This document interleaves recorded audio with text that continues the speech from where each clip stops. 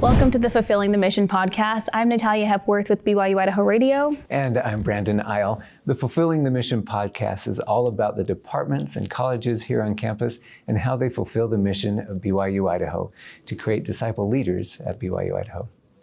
Today, joining us, we have Brother Mike Sessions and Maddie Wahlen. Welcome. Thank you. Thank you. Absolutely. Now, a little bit about Maddie that we learned about. She graduated just this past December and is looking at going to graduate school. She's from Rigby, and this is a pretty big deal. You're the president of Student Success Council for the college. Yes. That's so cool. And Brother Sessions is the Dean of the College of Physical Sciences and Engineering. His background is in construction management and human and organizational systems. He joined the university in 2013 as a faculty member in the Department of Design and Construction Management. Yes, that's So glad to correct. have you here. Yeah, thank you. Now, Mike, you have so many departments, and I'll just list them off right here. There's chemistry and biochemistry, computer science and engineering, design and construction management, engineering technology, geology and environmental science, mathematics, mechanical and civil engineering, and physics. So many. So how do you guys keep all these departments straight under your college? I mean, it's just so much going on. And it's the biggest on campus, right? It is in terms of number of departments and sometimes in number of students. It's one of the biggest, and we meet quite frequently to discuss how we can better implement the mission of the university. More of the administrative details, we go through those. So I'm constantly meeting with people in the college. Well, what three aspects would you say define your college? Well, we're a STEM college, so that would probably be one of the major things. Is it's a science, technology, engineering, math college. We have a very high placement rate in terms of other colleges in the university. So students get jobs, and they get good jobs. They're high-paying jobs. Students. Maybe this would be a fourth, is that when you consider sciences, there's typically a lot more math that's involved. So I think our students are, many of our students are very steeped in the mathematics. Yeah, absolutely. You hold a majority of the STEM majors here on campus, so that's really cool. I wouldn't say it's like a burden, but I would say it's a lot of pressure. Maybe, I don't know if you feel that as a dean. So I'm going to be biased. Is that okay? Yes, absolutely. Jump in. So I think we have the best faculty and the best chairs who support the best students in the college. So I wouldn't say that I feel a lot of pressure, is the right word, or anxiety. I feel like I have the privilege of supporting and serving some of the best people in the university. And that makes my job easy. I saw Maddie nodding her head when you said we have the best faculty. How did you decide to become a biochemistry major? Yes, so I am a transfer student. I originally went to Utah State University and was doing biology education there. And then I was going to double major in biology education and biochemistry there. And transferring to BYU-I, they don't let you do double majors. And so I ultimately chose biochemistry over biology education because I wanted more science. There wasn't enough. I was almost done with all my science credits with my other major. And so I chose biochemistry. But I would agree that our college has fantastic faculty. I've had the opportunity to interact with the faculty in my own department and also faculty in various other departments through the College Student Success Council. Yeah, tell us a little bit more about that council. What is this all about, and how did you become president? Yes, so my first semester after transferring here, my department chair for the Department of Chemistry was one of my professors, and I happened to be one of the only biochemistry students in his class. And so he was like, "Hey, Maddie, you could be the department representative for biochemistry in the Student Success Council." And so that was my first participation in that council was going and representing my department. And then the council as a whole is,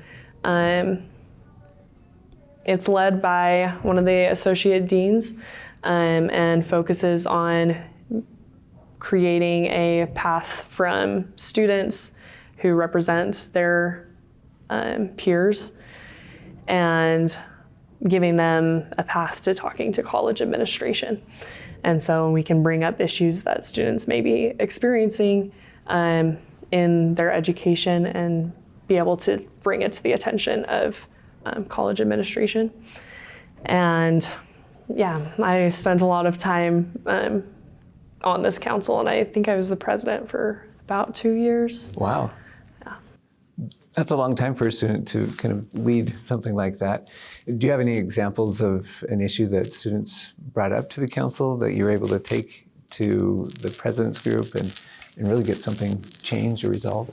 Yes. So something that the university has been focusing on as a whole is freshman retention. And as a college, we decided we wanted to make a goal to support that university goal. And so we would bring that university concern to our student representatives. And eventually we had the council was made of society representatives. And so we were really focused on getting freshman involvement in student societies, and seeing them continue to participate and increase freshman retention because of that. And so it was a lot of just talking with different societies and letting networking happen where they can see what other student societies are doing to get freshmen involved and excited. And it was just a good opportunity for people to share their experiences and learn from each other. Yeah, thank you. Yeah, very cool. And it sounds like you have directly helped with some of the goals that we have at the university as well, which is awesome. So the world of construction and engineering and sciences and math may seem like it might not have a direct connection to the gospel of Jesus Christ, but how are you guys defying those odds within your college? Well, I could give you one example, because my background's construction and that's what I taught. The Savior was a carpenter. And so many of the symbols in the gospel are carpentry tools. And when you're in the construction field, you learn what those tools are used for, how they're used, why they're used. And so the symbols are no longer symbolic, they take on meaning. And the students in the construction management program begin to understand what's the deeper meaning that's behind the symbols. So I always feel like the students in that program have a unique perspective on the Savior and what his life was like a little bit in the gospel. I think like Maddie and some of the other students, I'll let Maddie answer for herself. I think that when you look at chemistry and biochemistry, that's our earth. You know, the formation of what we have as an earth is the result of chemical interactions. And I think when somebody like Maddie or our other students dive into a subject like that, they begin to gain an appreciation for the simplicity as well as the complexity of the creation of the world. I think one thing that I've learned through my education at BYU-I is to liken what we're learning in kind of a more temporal, experience through education, that we can see the gospel through that. And I learned for myself that God is a chemist. God is someone that puts together these beautiful machines that are, inside of us. Something that I really hope to study in my PhD is protein structure. And one of my professors here, Brother Lemon, would talk about these different proteins and how they're all built. And there's just so much complexity to it that speaks to me as a very ordered and defined creation that I think could not happen without a guiding hand from our Heavenly Father. And yeah, everything I learn in chemistry and biochemistry just teaches me more about how beautiful and magnificent and how in awe we should be of all of His creations. I love that. How do you feel like you've been prepared to be a disciple leader outside of the university?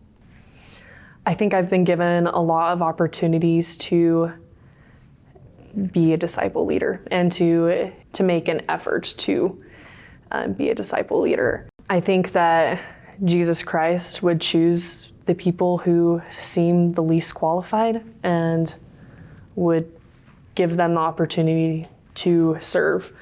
I think of Enoch in the Old Testament, where God tells him, like, I need you to go and serve the people. And he's like, why me? I don't have anything to offer. And I know that God qualifies who He calls. So at BYU-I, I've been given a lot of those opportunities where maybe I didn't currently have the skills to provide a lot and have anything to offer, but just given the opportunity and the confidence that I could deliver allowed me to deliver. As the president of the College Student Success Council, I had a lot of opportunities to think about how we can better incorporate Christ into our education. And I also was able to serve on the BYU-I Student Leadership Council as the department or the college representative. And from there, I learned a lot about how we can better involve Christ without making it, how to involve Him and bring the Spirit to things that you kind of forget that you can bring the Spirit to, except for a place like this at BYU-I. What great experiences. I'm hearing a lot of involvement, and I know your college requires internships, and you have a lot of societies, and job placement is high, I think, because of that. How do you help students find that experience, not just in the classroom, but in getting internships and then leading to jobs? I'm not the right one to ask that. Yes, you are.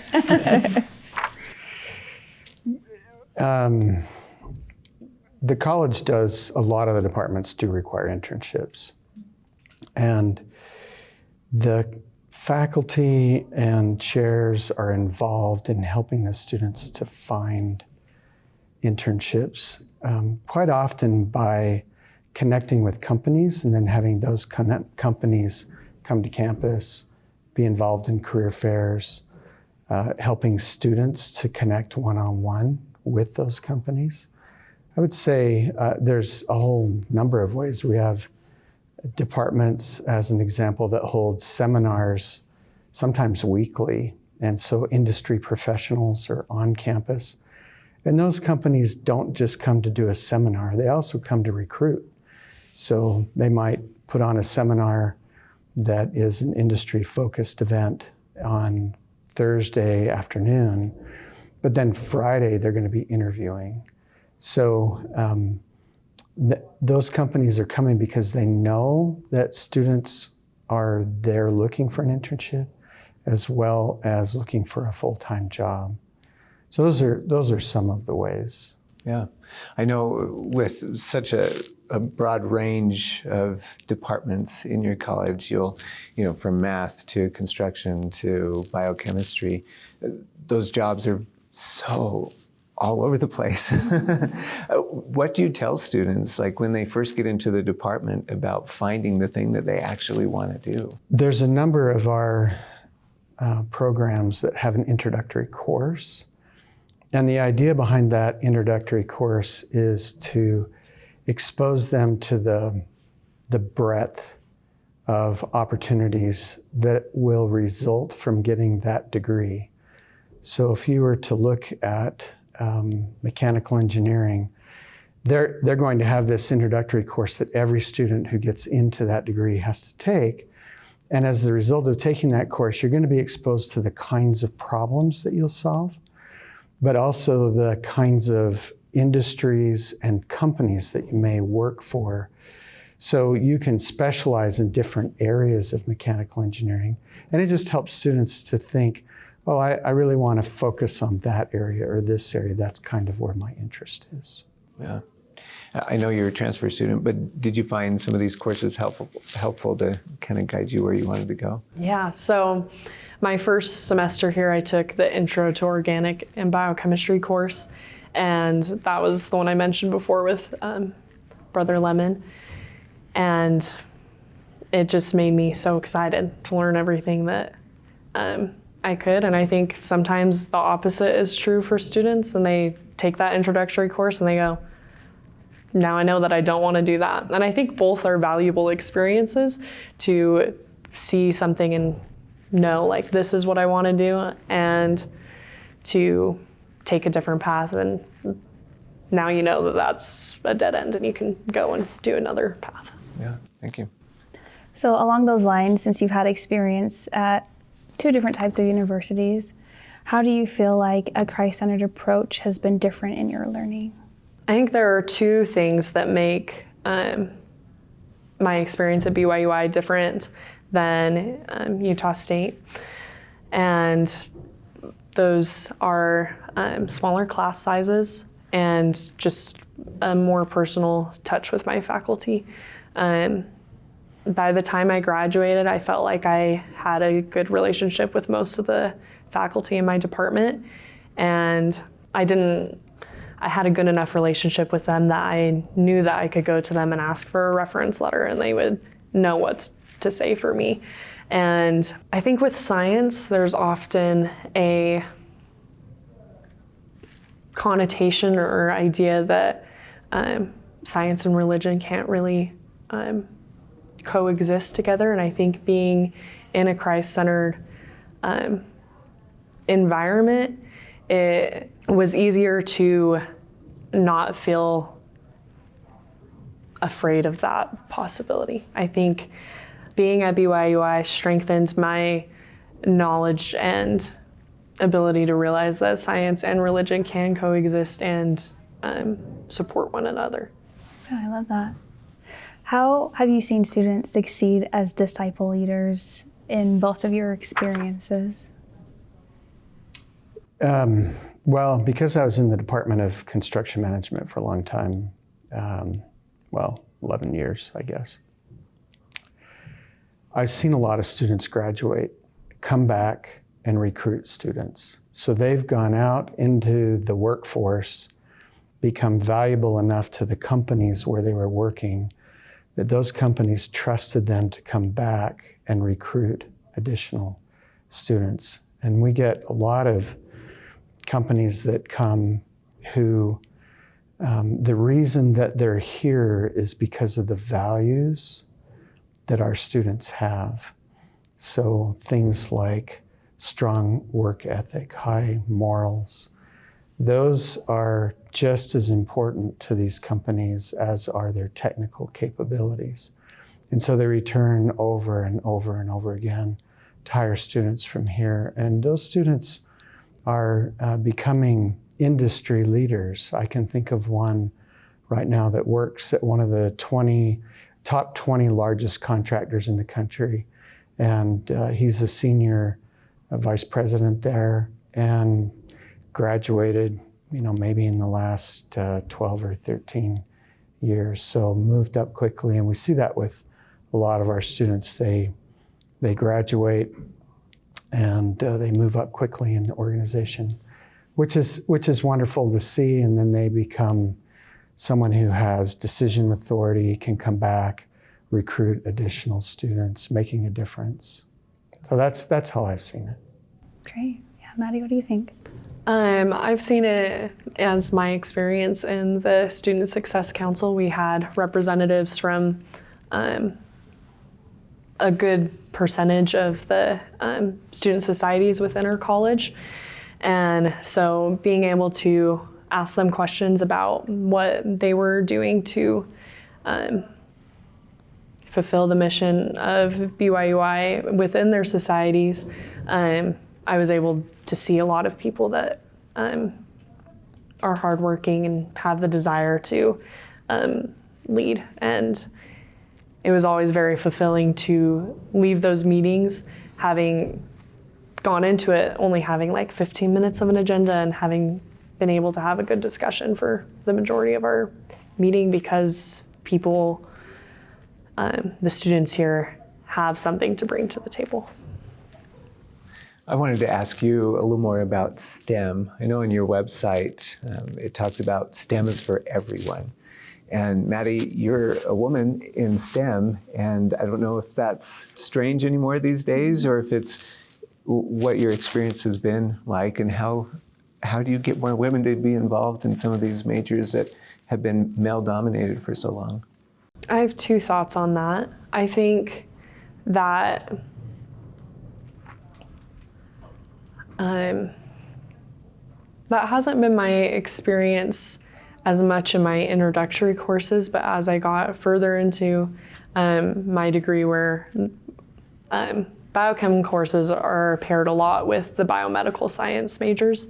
And so as I got more into biochemistry specific classes and less biomed courses, I did notice that I was maybe more of a minority, not a minority in any means, but I think by showing and representing more people that are in these majors and in these fields already helps people to know that they're also capable of it. I think as I have been applying to graduate schools, as I've done internships at other universities, I've seen a lot of women that are PhD candidates who are the head of their field in their research. So I think that I don't think it's as uncommon as we allow it to seem. And I think just having more women come and do seminar research, seminar presentations and things like that, I think that we would be surprised how involved women and other minorities are already.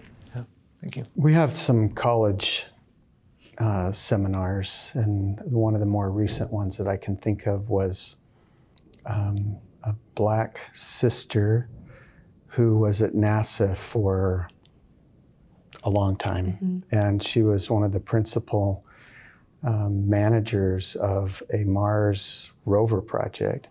And she came and spoke.